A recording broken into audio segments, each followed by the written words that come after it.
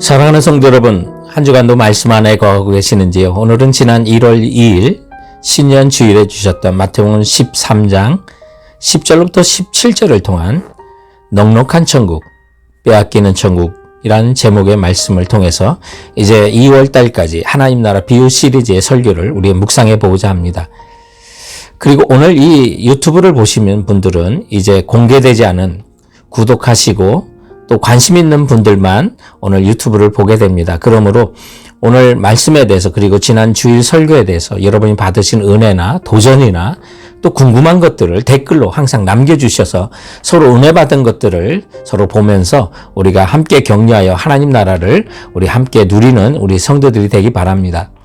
저는 지난 주일 설교를 통해서 지상의 낙원이라고 하는 세계의 여러 좋은 곳들을 가보면 정작 그곳에 사는 사람들은 그곳을 지상 낙원으로 누리지 못하고 있는 것을 느꼈다고 말씀을 드렸습니다. 그러면서 많은 관광객들이 또 미국에 사는 사람들이 이 샌프란시스코와 북까지로 오고 싶어 하는데 관광 오려고 하는데 우리가 이것을 누리지 못하는 것이 많이 있다는 사실을 나눴습니다. 우리 산타크라라 카운티 공원 중에도 치테텍 애덤스 헤리테이지 카운티 파크라고요. 오늘 여러분이 보시는 이 유튜브의 배경이 지금 작년 꽃이 피는 봄에 갔다 온 그런 영상인데요.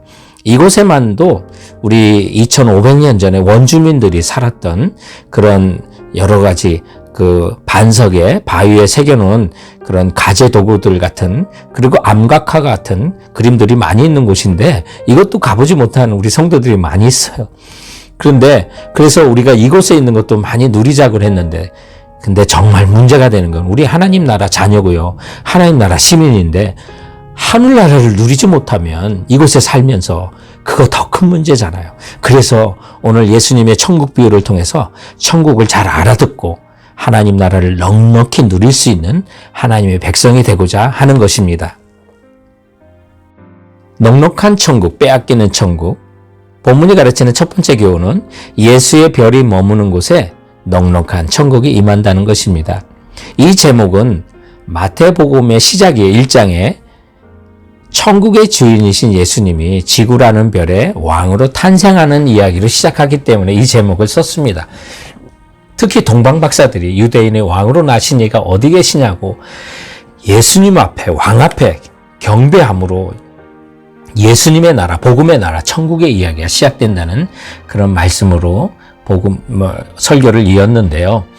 동방의 박사들이 예수님께 경배함으로 예수님은 유대인의 왕뿐만 아니라 온 백성 모든 민족의 왕이라는 사실을 보여주고 있고요. 그래서 예수님은 이제 비유에도 예수님의 나라, 복음의 나라, 천국, 하나님 나라에 대한 말씀을 이제 오늘 본문에는 비유로 하셨는데 10절에 보면 예수님의 제자들이 어찌하여 그들에게 비유로 말씀하십니까? 라고 질문할 때 11절에 천국의 비밀을 아는 것이 너에게는 허락되었으나 그들에게는 허락되지 않았다고 어떤 사람에게는 하나님 나라가 닫혀있고 안 보이도록 숨겨진 나라라는 사실을 말했는데요. 그런가 하면 12절에 무릇 있는 자는 받아 넉넉하게 되고 없는 자는 있는 것까지 빼앗기리라고 그랬어요. 없는 자는 빼앗기지만 어떤 사람에게는 넉넉한 나라가 된다는 거예요. 그러면 우리가 넉넉하고 또 없는 자는 뭐가 없기에 빼앗긴다고 하는지를 알아봐야 되는데 천국은 지상 낙원과 같이 이 땅이나 환경 속에 임하는 것이 아니고요. 그러면 천국은 어디에 임합니까? 마태복음 5장 3절에 보면 심령이 가난한 자는 복이 있나니 천국이 저희 것임이라고 그래서 천국은요 심령에 마음에 이루어지는 나라라는 사실을 먼저 알게 됩니다. 우리가 천국은 예수님으로 인해 예수님을 주인으로 모심으로 인해서 예수님의 다스림으로 이루어지는 나라고요. 우리가 예수님을 영접하면 예수께서 우리의 심령 속에 오셔서 천국을 선물로 가져오시고요. 우리가 그 예수님을 온전히 주인으로 모실 때 더 풍성하고 넉넉한 하나님 나라를 이뤄갈 수 있다는 것을 여러분 확신하시기 바랍니다. 그러므로 동방박사가 예수님의 계신 곳에 떠오른 별을 보고 기뻐했다는 것처럼 우리 심령에 자정하시는 예수 그리스도로 말미암아 주인 되시는 예수 그리스도로 말미암아 여러분들이 기뻐한다면 예수님의 별이 임하는 여러분의 마음마다 심령마다 하나님의 나라가 넉넉해질 수 있다는 사실을 믿고 나가는 성도들이 되시기 바랍니다. 넉넉한 천국, 빼앗기는 천국. 본문이 가르치는 두 번째 교훈은 불신앙과 무관심은 천국을 빼앗아 간다는 것입니다.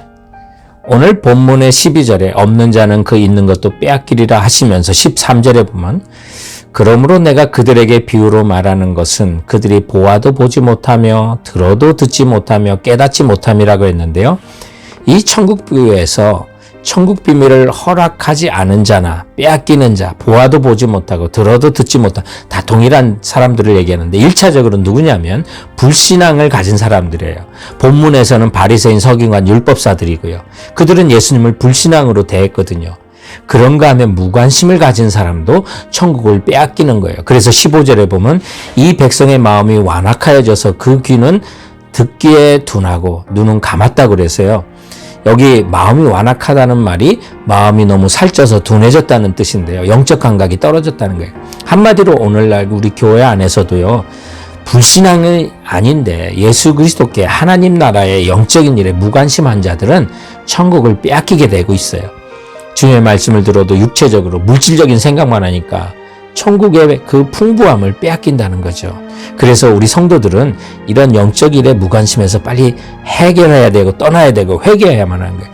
천국의 비유는요. 어떤 사람은 잘 깨닫도록 단순하고 쉽게 그 비유로 말씀하시지만 어떤 사람은 정반대로 진리를 감추는 기능을 했어요. 그럼 왜 감췄냐면 정말 이 깨달음이 없는 자들은 오히려 예수님을 죽이려고 하고 그것을 알면 예수님의 공생애가 방해가 되고 하나님 나라에 이뤄가는 것에 방해가 되기 때문에 예수님께서 그들에게는 하나님의 진리를 감추신 거예요. 그런데 어떤 사람이 넉넉해지냐면 어린아이 같은 믿음으로 예수님의 가르침을 받아들이는 사람, 의에 줄이고 목마른 사람은 진리가 나타나게 돼 있어요. 그래서 예수님께서 마태복음 11장 25절부터 26절에 어린아이 같은 마음을 가진 자가 하나님 나라를 누린다고 하셨어요. 그래서 정말 어린아이 같이 부모를 온전히 따르고 주 박대하시면 내 어디 가겠습니까? 겸손하게 주님이 하신 말씀 그대로 순종하고 따르는 어린아이 같은 마음으로 2022년 올해 예수님께 좀 관심을 두시고 예수님의 주인 되심을 온전히 인정하고 나가고 그래서 하나님 나라가 넉넉히 이루어지는 우리 성도들 되시길 바랍니다. 넉넉한 천국, 빼앗기는 천국. 본문이 가르치는 마지막 세 번째 교훈은 천국의 비밀을 알면 더 큰 책임과 감사로 살게 된다는 것입니다. 우리가 예수 그리스도의 십자가의 은혜로 하나님의 자녀가 되고 하나님 나라를 상속할 자녀가 되었다는 사실을 정말 묵상하고 생각할수록 이게 은혜구나, 감사하다. 그리고 큰 감사가 생기면 더 큰 책임을 갖고 이 땅에 살게 되잖아요. 그래서 16절에 너희 눈은 봄으로 너희 귀는 들음으로 복이 있다고 그랬는데요. 우리가 눈으로 말씀에 있는 예수님을 보고 또 그 말씀을 들음으로 우리 복이 있는 거예요. 요한복음 10장 27절에는 누가 예수님의 음성을 듣냐면요. 내 양은 내 음성을 들으며 나는 그들을 알며 그들은 나를 따른다고 그랬는데요. 예수님이 우리 목자 되시고 우리는 주님의 양이 되어 목자이신 예수님의 음성을 들을 수 있으면 복이 있는 겁니다. 다른 조건 없어요. 그런데 우리가 믿는 예수님, 우리가 보고 듣는 예수님의 음성과 말씀도요. 구약의 선지자들과 의인이라 할지라도 그 음성을 듣지 못했고요. 기록된 말씀이나마 저들은 보지 못했던 거예요. 그것이 큰 은혜예요. 그래서 17절에 보면 내가 진실로 너에게 이르노니 많은 선지자와 의인이 너희가 보는 것을 보고자 하여도 보지 못하고 너희가 듣는 것을 듣고자 하여도 듣지 못했다고 그래서요. 옛날에 구약의 선지자와 의인들이요. 정말 듣고 싶어도 보고 싶어도 못 보신 분이 바로 예수님이에요. 그들이 그토록 기다렸던 분이 예수님이에요. 근데 우리는 이제 그 예수님을 보고 그 말씀을 듣고 주인으로 모시고 살아가지 않습니까? 이게요, 구약의 선지자와 의인들이 우리보다 믿음이 못해서 그들이 하나님의 약속인 또 천국의 비밀인 예수님을 만나보지 못했나요? 아니죠. 하나님의 주권 때문에 그렇죠. 이 신약의 시대에 사는 성도들의 우월성은 다른 게 아니에요. 우리는 더 큰 감사를 가지고 더 큰 책임을 가지고 살 수 있다는 것이 신약 성도들의 우월성이에요. 그래서 우리가 예수님께서 많이 받은 자는 많은 책임을 요구한다고 하셨는데 하나님 나라 오늘 말씀처럼 넉넉해지고 온 땅에 충만해질 거예요. 우리가 그 일에 사명감을 가지고 책임을 가지고 쓰임 받으면 되는 거예요. 우리 세계선교 침례교회가 이런 책임의 이름을 교회 이름에 가진 그런 교회지 않습니까? 그리고 올해는 교회가 창립 40주년을 맞는데 성경에서 40이라는 게 얼마나 중요한 의미를 갖고 있어요. 그러므로 사랑하는 성도 여러분, 올해 우리가 예수 믿는 감격과 감사가 다시 살아나고 주께서 주신 그 책임과 사명인 선교와 구제, 섬김을 기쁨으로 감당하는 복된 성도들이 되시길 주님의 이름으로 축원드립니다. 사랑하는 성도 여러분, 그럼 이번 한 주간도 주께서 주신 말씀으로 승리하시고 건강하시기 바랍니다. 감사합니다.